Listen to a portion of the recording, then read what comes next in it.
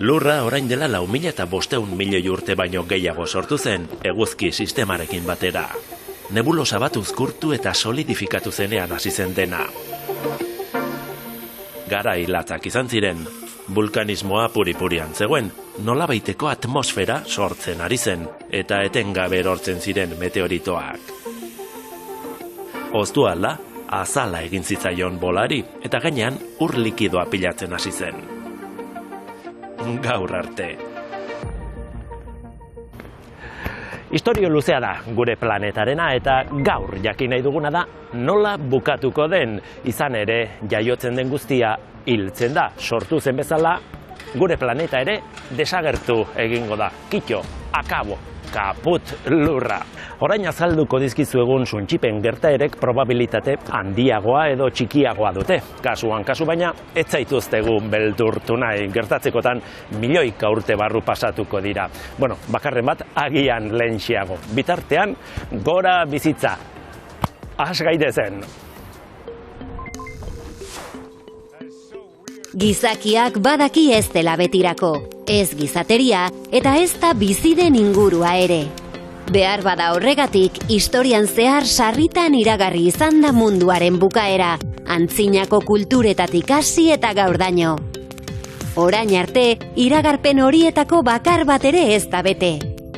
Gehienak, kultura baten sinesmenetik eta erlijio eta sineskeriatatik sortutakoak izan dira. Antikristoaren etorrera, apokalipsiaren liburutik ondorioztatutako profeziak, maien egutegiaren iragarpenak, estralurtarren inbasioak. Naturaren fenomeno ikusgarrietan oinarritutako iragarpenak izan dira tartean.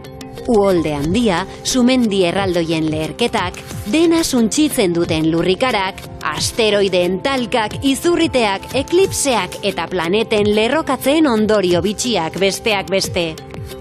Gizakiaren jarduerek ere bide eman diote suntsipenaren ideiari, klimaren krisia, adimen artifizialak eskutatik ihes egitea, edo leherketa nuklearrak adibidez.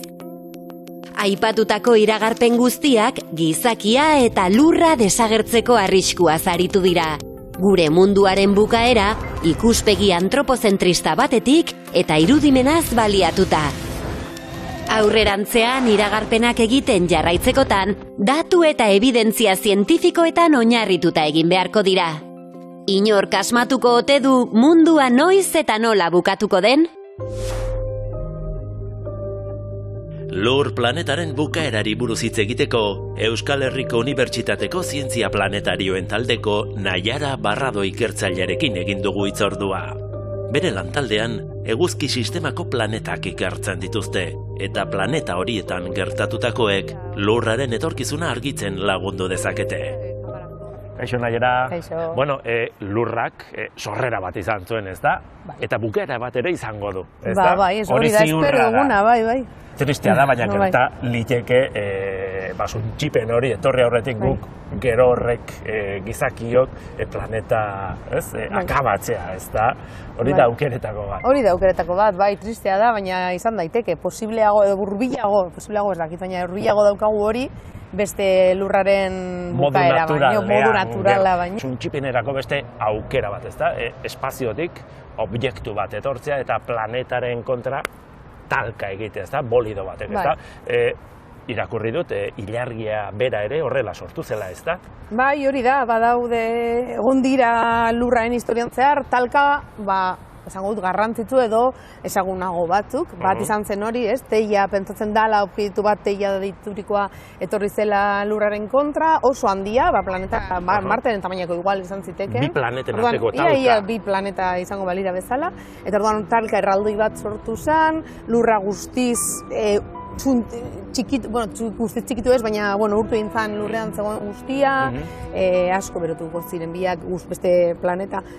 guztiz txikitu zen, eta orduan hor sortu zen, ezagutzen dugun, gaur egun daukagun lurra ilargi sistema hori, ez? Orduan, hor talka oso bortitz handi bat egon zen, baina beste talka batzuk ere bai eman dira, ez? Dinosauruak desagertarazi zituen, adibidez. Hor ere bai, beste suposatzen da, pentsatzen da, teoriarik zabalduena da, etorri zela asteroide bat, eta lurraren kontra jo zuela, hor lurraren material asko altzatu zela, igual ere bai pentsatzen da, hor sumendiak hasi zirela ere bai martxan jarri zirela, eta orduan gertatu zena klima aldaketa bat izan zen. Pelikula asko egin dira, ez da?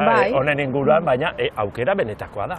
Bai, benetakoa da, eta hor egon dira, eta gainera guretzako onuragarriak izan dira orain arte. Osa, berez, ere bai pentsatzen da, lurraren hasieran meteorito askok eta, asteroide askok eta ekarri zutela lurrera ere bai ura eta beste material volatil bat, orduan horri esker ere bai gaude hemen. Bizitza handik espaziotik etorri zela. Hori da, eta orduan ere bai, dinosaurioak akatu ez baziren, gu ere igual ez ginetik hemen egongo, ez? Hor, mamiferok izan genuen oso aukeratxo bat. Aukera ona, aukeratxo ez, aukera galantaz hemen gaude, ez? Horregatik.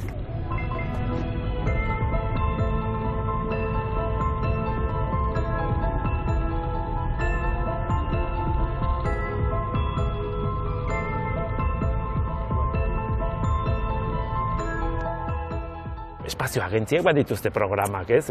Zaintzeko, espaziotik etorri daiteken suntsipen hori, ez da? Aukera erreala delako. Bai, hor daudelako eta hobe kontrolatuta egotea, ez? Talka hauek egunero gertatzen dira, meteorito txikitsu, asteroide txikitsuenak, normalean atmosfera sartutakoan ja desagertu egiten direnak, ez dira ez da lurrera heltzen, baina nusean gertatzen dira horrelako eventoak, ez? Horrelako gauzak. Eta orduan, berez, gertatu zen, hitz egin dugu dinosauroenari buruz, baina Tunguskan gertatu zen, 1900 urtean inguruan, orain dela urte batzuk ere baitxeiria bizken gertatu zen, beste talka bat egon zala, orduan, hobe hau guztia kontrolatu izatea. Gaur egun ez daukagu teknologia hau ekiditzeko, baina gutxienez jakiteko non eroriko den, edo noiz prestatuta egoteko gutxienez, bai. 3, 2, 1. Oh my gosh. Oh, wow. Awaiting visual confirmation. 2022ko irailaren bukaeran, NASAren DART zundak Dimorphos asteroidea jo zuen. Talka egitea bere horretan aurrera pauso tekniko handia izan zen, ordura arte ez baitzen sekula horrelakorik egin. Misioak ordea beste helburu bat zuen, handiagoa, asteroidearen ibilbidea aldaraztea. Zertarako? Noizbait lurrerantz espaziotik objekturen bat etorriko balitz, ura desbideratzeko modurik badagoen jakiteko. Eta lortu zuen? Datuen arabera, bai, baina datu zehatzak behar ziren. Horien bila, Europako Espazio Agentziak aurreko astean ERA satelitea bidali zuen espaziora, Dimorphos asteroidearen gertuko jarraipena egitera.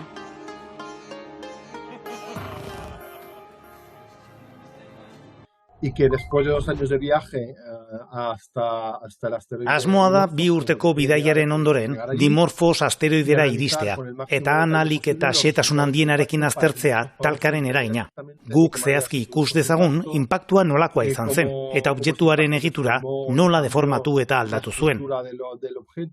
Horrek lagunduko digu ulertzen zer propietate fisiko dituen asteroideak, nola dagoen osatua eta bere barruko egitura nolakoa den. Kontzeptu horiek guztiak oso garrantzitsuak dira.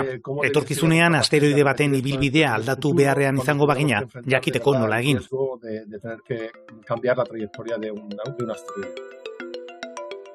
Dimorphos asteroidea ez da arriskutsua lurrarentzat, ez bere ibilbidearengatik, ez da tamainarengatik ere. Beste asko ordea izan litezke, milioika baitira, espazioan ara eta ona dabiltzan objektuak, eta horietakoren batek lurra jo dezake. Lo que se mueve por el espacio son los restos de la... Espazioan zehar mugitzen direnak, eguzki sistemaren sorkuntzaren ondarrak dira, elkartu eta planetak eratu ez zituzten materialak. Eta elkartu ezen material hori guztia, eguzkiaren inguruan orbitatzen geratu da. Zorionez, material gehiena, Marte eta Jupiterren orbiten artean dago. Entre las órbitas de Marte y Júpiter. Asteroide gehienak planeta gorriaren eta gasezko erraldoiaren artean badaude ere, bi planeten arteko interakzioaren ondorioz, batzuk Lurraren orbitara ere hurbiltzen dira.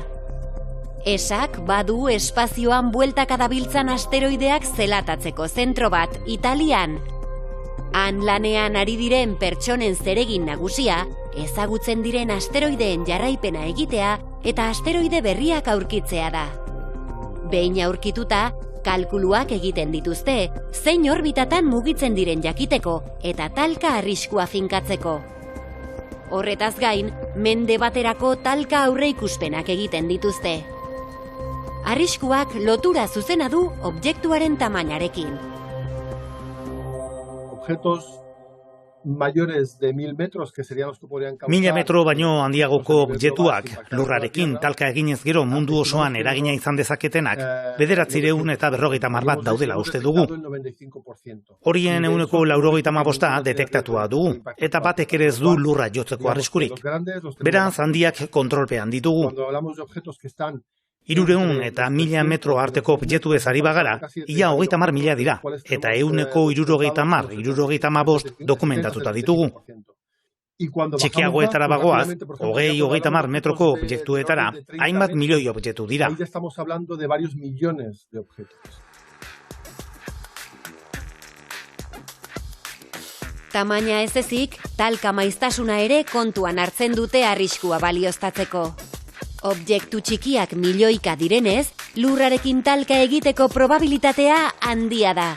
Aldiz, objektu handiena oso txikia. Cuando estamos hablando de objetos como el que... 10 kilometroko diametroa baino handiagoko objektu ez ari bagara, adibidez dinosauruekin amaitu zuena lakoa zen, kalkulatu dugu inpaktu maiztasuna 100 milioi urtean behinekoa dela, eta horrek noski ez gaitu askorik kezkatzen. Que claro, pues eso nos preocupa bastante poco. Hala ere, bilaketa lanetan jarraitzen dute. Espazio agentziek dagoeneko 35.000 objektu baino gehiago aurkitu, kokatu, jarraitu eta identifikatu dituzte. 35.000 objektu ez dira gutxi, baina falta direnak milioika dira, eta adituen ustez, hortik etor daiteke arriskua, oraindik ezagutzen ez direnetatik. Horregatik, zaintza lana etengabekoa da. Lurreko zein espazioko teleskopio sareen bidez egiten dute zaintza munduko espazio agentziek egunero 24 orduz. ESAk berak propio asteroideak aurkitzeko Fly-Eye teleskopioa jarriko du martxan 2025ean eta 4 urte barru berriz Ramses misio berezia abiatuko du. Berezia, izan ere 2029ko apirilaren 13an, 375 metroko diametroa duen Apophis asteroidea Lurretik gertu pasatuko da, eta Ramses Zunda bidelagun izango du asteroideari bea. Y estudiarlo antes de que... Eta aztertuko dugu Lurretik gertu igaro baino lehen eta igaro ondoren. Izan ere Lurretik hain gertu pasatuko denez, Apophisen egituran eta errotazioan aldaketak egongo dira. Azalean masa mugimenduak izan ditzake eta baita lurrikara txikiak ere. Kasu honetan, asteroidea etorri egingo zaigu, ez dugu bere bila joan behar.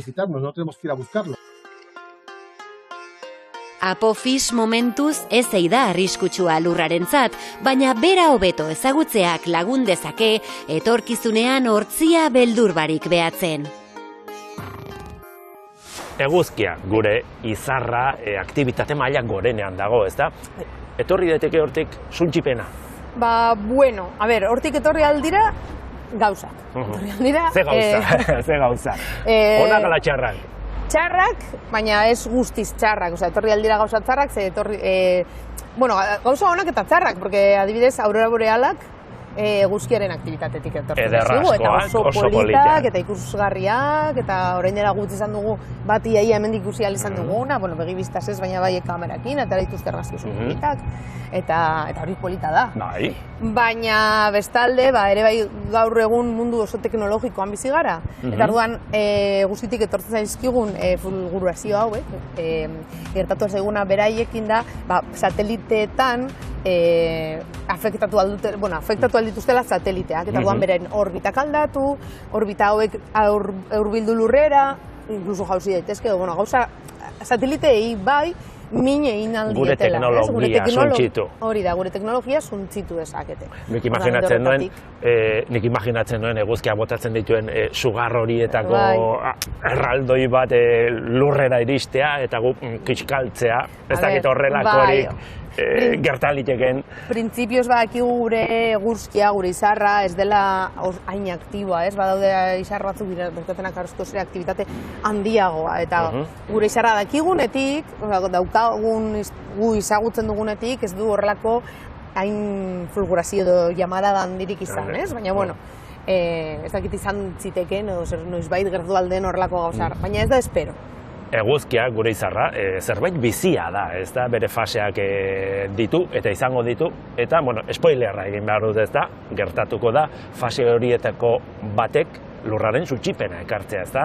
Hori da benetan gertatuko dena, izan daiteke beste modu batzutan ere baiak bizitzarekin, eta baina lurra benetan bukatuko da eguzkiaren bilakaerarekin. Eguzkia zintzen, orain bere bizitza erdian dago, eta gertatuko zaiona izango da handitu egingo dela. Erraldoi gorri bihurtuko da, bai, puztu bezalako efektu bat izango du, eta orduan, seguru, Merkurio eta Artizarra harrapatuko ditu, lurra hor geratuko da, osta, baina hor ja oso bero egongo da, bueno, bere, azten denean, puzten azten den momentu horretan, ja, berotu egingo da asko, eta orduan lurraren ura lurrundu egingo da, lurra guzti zerreta geratuko da, eta orduan ja hor ja ez dugu lurrean bizitzerik izango, ez? Eta orduan, eta gainera gero ja hasia ez egiten denean, baina guztiz erreta.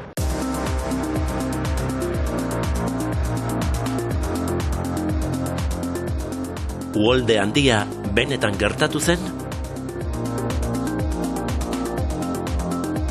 Ez dirudi. Uholde handia hainbat kulturatako mitologian agertzen da, tartean, Biblian.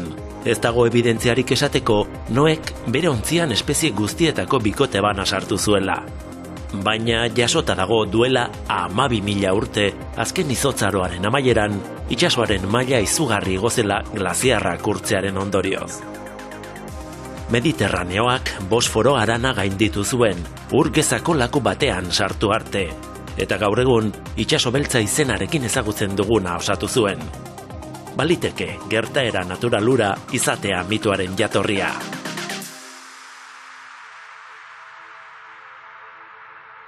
Gauerdia da, gau argia, lainorik gabekoa. Ilargia ikusten da, milaka izar dirdirka, eta gure galaxia ere, esnebidea, antzematen da. Kometa batek hortzia gurutzatzen du, gauaren geldotasuna apurtuz. Badirudi unibertsoaren osagai nagusiak begibistan ditugula, baina irudipena besterik ez da. Osagai ugariena, energia iluna, ez baita ikusten. Gaur egun badakigu unibertsoa edatzen ari dela, gero eta urrunago daudela objektuak bata bestearen gandik, baina ez dakigu zerrek eragiten duen hori. Gravitatearen aurka dabilen zerbait badago, eta gainera irabazten ari da, badago indar edo energia bat horri gravitateari aurre egiten diona, baina ez dakigu zer dan. Eta horregatik deitu diogu energia iluna. Gaixotasun detekta ezin bat balitz bezala, energia ilunak hondamendira darama unibertsoa. Galaxiak elkarrengandik urrundu zeidoaz, beraien arteko oreka aldatuz, eta baita, galaxiak osatzen dituzten planeta, izar, satelite eta abarren artekoa ere. Kaosa iritsiko da zientzialariek Big Rip edo urradura handia deitzen dioten unea. Baina nola iritsi dira zientzialariak iragarpen horiek egitera? Lehenengo argitarapena Edwin Hubblena da, 1929. urtean argitaratu zuen, berak ikusitako galaxiak denak lurretik urruntzen ari zirela. Eta beraz, unibertsoa edatzen ari zela norabide guztietan. 2000. urtearen inguruan gainera, supernoveak aztertuz, jakin genuen, nolabait lehen iraganean zegoen edatze hori motelagoa zela orain dagoena baino. Beraz, edatze hori ez dela bakarrik zabalkuntze bat edatze bat, baizik eta gero eta azkarragoa dela eta azeleratuagoa dela.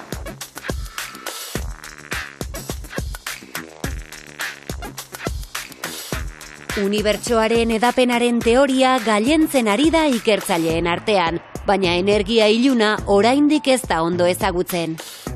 Munduan zehar bada jakin-mina hase nahi duen hainbat egitasmo.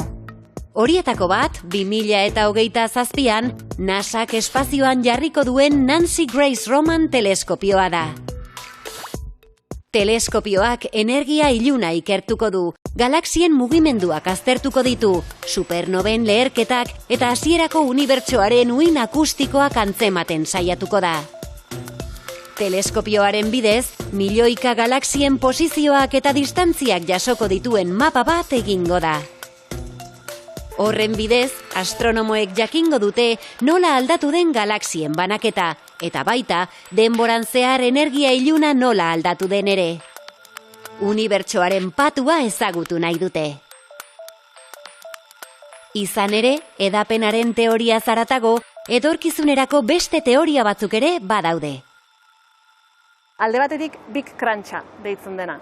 Big Cruncharen arabera, energia ilun honek sortzen duen edatzea amaitzen denean, oraindik grabitate indarra egongo da, eta orderaz denak berriz elkartzera joko du. Bigarren hipotezia, niretzat probableagoa dena da Big Freeze edo izozte handia, eta honen arabera dena sakabanatzen doan heinean, unibertsoak temperatura uniformizatzera joko du. Eta beraz horrek esan nahiko luke unibertsoak igitzeari utziko liokela. Eta izoztu egingo litzatekela zentzu horretan, ez?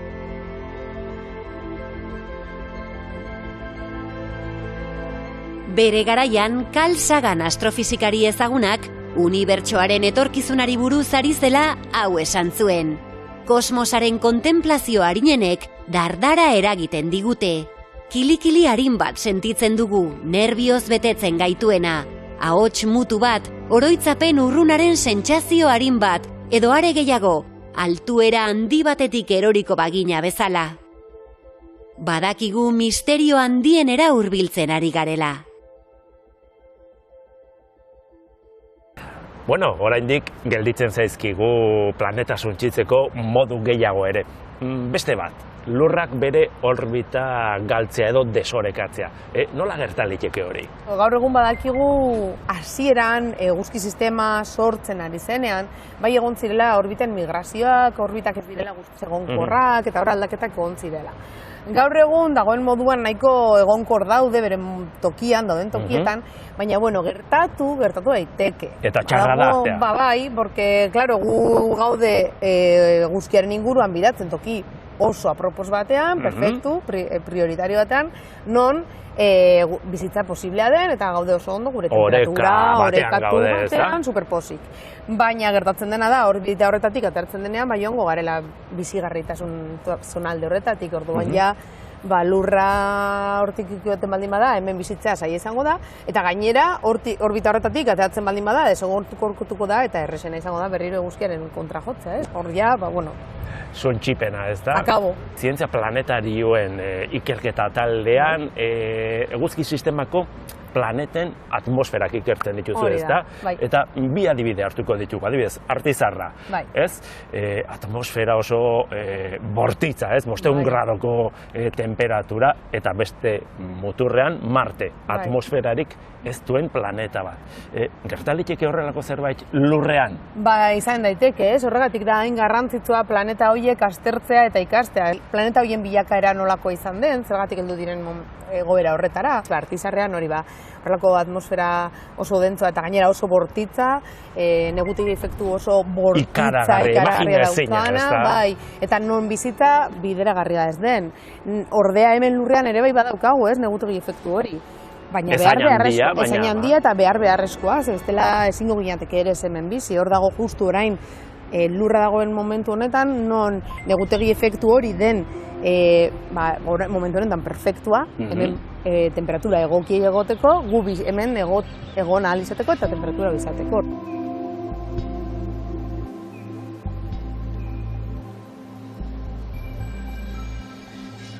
Orduan negutegi efektua ez da txarra, ez baldin bazaigu, eskutatik joaten. Bai, mailaz igotzen negutegi efektu hori. Eta beste moturrean esango dugu Marte, ez da? Atmosferarik ia ez duena. Ez daukana, oso fina da atmosfera bat dauka. Eta atmosfera guztiz beharrezkoa da hemen egoteko ere, bai, lehen zaten nuena, ez? Orduan beharrezkoa dugu gure atmosfera hori hor egotea, gu babesteko, eguzkitik etortzen zaigun radiazioetatik, adibidez, eta temperatura estable hori izateko, eta Martek galdu intzun momenturen batean, eta orduan bertan ere bai bizitza momentu honetan ezinezkoa da, dagoen moduan dagoela.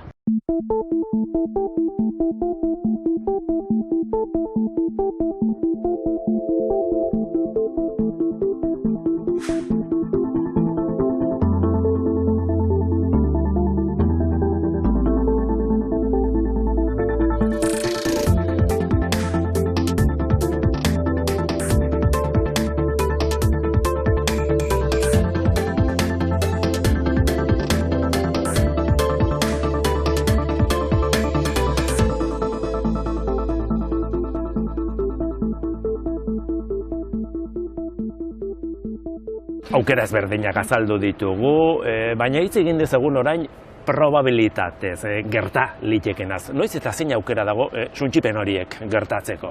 Zaila esatea, ez? Baina badakiguna gertatuko dela seguru, 100% da eguzkiarena, ez? Hasi ingo dela eta hori ja... 100%. Hori ja seguru. Osea, bukatu ingo du lurrarekin, hasi iten denean, hor bukatuko du horrekin. Hombre, lehenago orbitaldaketa bat gertatu baldin bada, bai ez dago lurra, baina azkenean eguzkia ere bai izan da, hortik egobili da. Beste posibilitate bat, ere bai nahiko posibilitatea da klima aldaketa bat gertatuko dela, ez? Baina ez gu sortua, baizik eta klima aldaketa, badakigu lurra planetan gertatu direla klima aldaketako glasizazioak eta horrelakoak, ez? Orduan badakigu, urte batzut, asko geratzen direla, 1000 urte edo gehiago barru, hor klima aldaketa bat egongo dela ere bai, eta orduan horrekin bukatuko genuke. Hori modu naturalean, ez? Gizakiak lagunduta, orain gertatzen ari den bezala. Hori da, badakigu hori gu laguntzen ari garela asko, hau askoz ere lehenago gertatzen. Orduan hori ere probablea da, eta askoz ere lehenago gertatzea oso posiblea da. Eta aipatu dituzun besteak gertatzeko guk ez ditugu ikusiko, hori askotan esaten dut, baina asko falta da oraindik, ez da? Asko falta da, bestentarako asko falta da. B planeta bat aurkitzen hasteko garaia da, ez? Hemendik ospa egin eta bizitoki berri bat aurkitzeko momentua heldu da. Nire iritzea galdetzen baldin badiazu, ez, eta momentuz ez dago B planetarik, baina zegatik ez gara saiatzen eta energia guzti hori jartzen, gure planeta zaintzen, ez? Ez da txarra, ez da. Askoz ere aproposagoa eta nik uste dut errezago izan zitekeela, ez?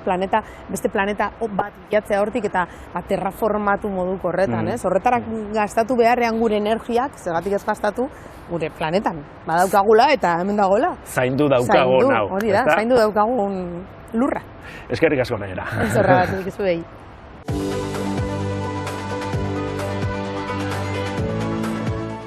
Munduaren akabera ez dela fikzioa ikasi dugu gaur, naiz eta makina bat pelikula egiteko gaia eman duen. Etorkizun apokaliptikoak ikusleen gustukoak dira, eta gidoilariek badakite hori, eta baita amaiera zoriontsuak asmatzen ere. Horietako batzuk ekarri ditugu ona, munduaren bukaera, urruti bada ere, etorri badatorrela hasteko. Agur!